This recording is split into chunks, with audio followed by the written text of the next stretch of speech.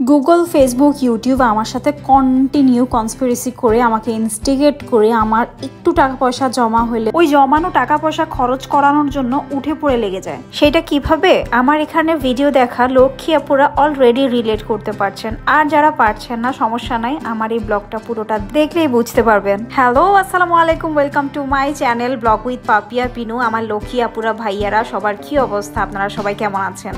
এখন বাজে বিকাল 4টা। আমি দুপুরে খাওয়া দাওয়া শেষ করে একটু লেট করে আমার দুপুরে খাওয়া দাওয়াটা হয়। তারপর এখন রেডি হচ্ছি, বের হব।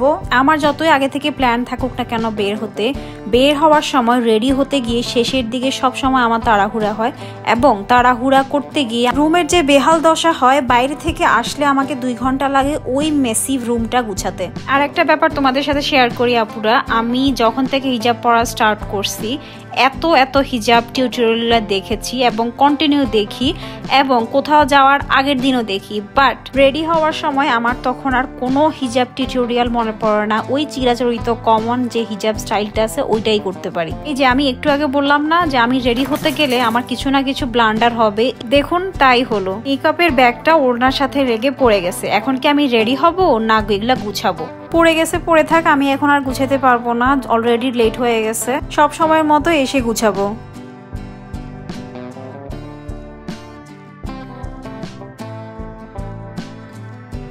তো আমি রেডি হয়ে গেলাম। রেডি হয়ে একটু আয়নার সামনে ঢং না করলে হয়, তাই একটু আয়নার সামনে দাঁড়িয়ে ঢং করে নিচ্ছি।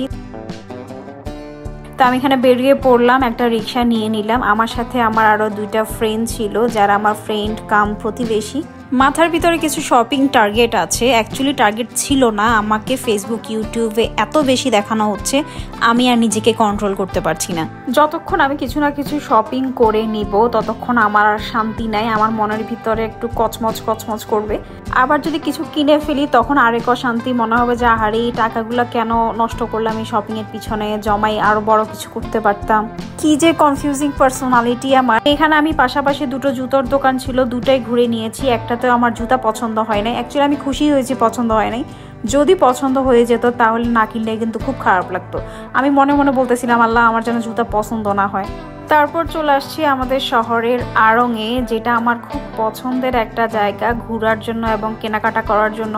মোস্ট অফ দ্য টাইম আমি কেনাকাটা যদি নাও করা হয় আমার কিন্তু ঘোরার জন্য এই আড়ংয়ে আসাই হয়। তবে এটা সত্যি যে আড়ংয়ে আসলে কিছু না কিনে বাড়ি ফেরা যায় না, কিছু না কিছু তো কিনতেই হবে। দরকার হলে প্রয়োজনে ডেকোরেশনের 50 টাকার একটা শোপিস নিয়ে যাব, তারপর কিছু না কিছু আমাকে কিনতে হবে এখান থেকে। আড়ংয়ের কটন, মসলিন, জামদানি এই শাড়িগুলো আমার পছন্দের তালিকায় আছে। আমার কাছে আড়ংয়ের অনেকগুলো শাড়ি রয়েছে, তবে মসলিন জামদানি এখন পর্যন্ত আড়ংয়ের নেওয়া হয়নি, ইনশাআল্লাহ সামনে নিব। মসলিন এবং জামদানি শাড়িগুলোর যে দাম এখানে, মানে এগুলা কিনতে কলিজা লাগে বাইরে ভাই, আমার এত কলিজা নেই। মোস্ট ইম্পর্টেন্টলি এত টাকাও নাই। তারপর এখানে জুতার সেকশনে আসলাম, জুতা দেখছিলাম। এই জুতাটা আমার এত পছন্দ হয়েছে আর আমার পায়ে এত সুন্দর লাগছিল। আপনারাই বলেন এই জুতাটা আমার পায়ে মানায়নি? আচ্ছা, আমার বাসা থেকে প্ল্যান ছিল আমি জুতা নিব, আর আড়ংয়ের ব্যাগ দেখেছিলাম অনলাইনে, যেটা 600-650 টাকার একটা ক্লাচ ব্যাগ ছিল, তো ওইটা নেওয়ার একটা প্ল্যান আছে। প্রথমে জুতা দেখছিলাম, জুতা পছন্দ হলে ব্যাগ নিব। তো আমার জুতাও পছন্দ হয়েছে, বাজেট ফ্রেন্ডলিও ছিল।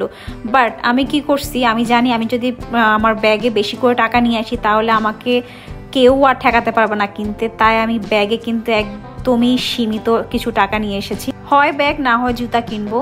যে ব্যাগটা আমি কিনবো বলে টার্গেট করে এসেছিলাম ওই ব্যাগটা ওদের স্টকে ছিল না, তাই বলে কি ব্যাগ কিনবো না? তো এর বদলে আমার এই ব্যাগটা পছন্দ হয়ে গেছে, তো এই ব্যাগটা নিলাম। তারপর চলে এসেছি আমি হোম ডেকোর সেকশনে। আড়ংয়ের এই সেকশনটা আমার খুব পছন্দের। আমি আজকে এখান থেকে 2টো মিরর নিয়েছি ওয়ালে হ্যাং করার জন্য। তারপর আরো খানিকক্ষণ ঘোরাঘুরি করলাম, কিছু পছন্দ হয় কিনা দেখছিলাম আর আল্লাহ করছিলাম যেন পছন্দ না হয়। কোনো কিছু পছন্দ হলে তারপর যদি কিনা না হয় মনের উপর ব্যাপক স্ট্রেস পড়ে, তাই। আর আমি সাথে করে আমার যে 2টা ফ্রেন্ড নিয়ে গেছিলাম, আমি যদি বলি যে আমার এই জিনিসটা পছন্দ হয়েছে, তারা আমাকে কোথায় মানা করবে, উল্টা আমাকে ফুসলাচ্ছিল যে কিনে ফেলতে। আমার পকেটে টাকা শেষ হবে আর ওদের মজা। এই জন্যই গুণী লোকে বলেছে যে বন্ধু নির্বাচনে খুব সতর্কভাবে বন্ধু নির্বাচন করতে। আড়ংয়ে শপিং এর চ্যাপ্টার ক্লোজ করে বের হলাম। বের হয়ে রাস্তায় দেখে গুড়ি বৃষ্টি হচ্ছিল, সিএনজি কিছুই পাওয়া যাচ্ছিল না। তো অনেকক্ষণ রিক্সা সিএনজির জন্য দাঁড়ানোর পরে পাশে একটা সেলারের শোরুম দেখতে পেলাম। তো আমার আরেকটা ফ্রেন্ড সে বললো যে তাহলে সেলারে ঘুরে আসি এর মধ্যে, যেহেতু বাইরে বৃষ্টি হচ্ছে এর মধ্যে বৃষ্টিও থেমে যাবে। যাবে। তো আর কি আমরা ঢুকে পড়লাম সেইলরের শোরুমে। সেইলরে ঢুকে এখানকার স্টাফদের মাধ্যমে জানতে পারলাম তো পূজা উপলক্ষে এখানে বেশ ভালো রকমের ছাড় দিয়েছে। তো আমি ব্যাগ দেখছিলাম, জুতা দেখছিলাম, ড্রেস দেখছিলাম। এখানকার কালেকশনগুলো বেশ সুন্দর, বাট প্রাইস একটু বেশি মনে হয়েছে আমার কাছে। দূর থেকে এই সানগ্লাসটা আমার খুব ভালো লেগেছে। তো ফাঙ্কি একটা ভাইব আছে, এখন এই সানগ্লাসগুলো খুব চলে।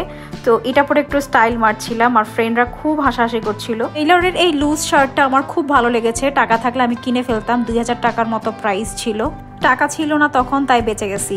আমি আজকে যে শপিং এর পিছনে টাকা নষ্ট করছি এটার জন্য সম্পূর্ণ দায়ী Facebook, Google, YouTube. Facebook scroll করতে করতে আমি নিরীহ মানুষটার চোখের সামনে যদি এই জুতা, ব্যাগ, কসমেটিক্স, স্কিন কেয়ার প্রোডাক্টসের ভিডিও না আসতো তাহলে কি আমার এগুলো কেনাকাটা হতো না।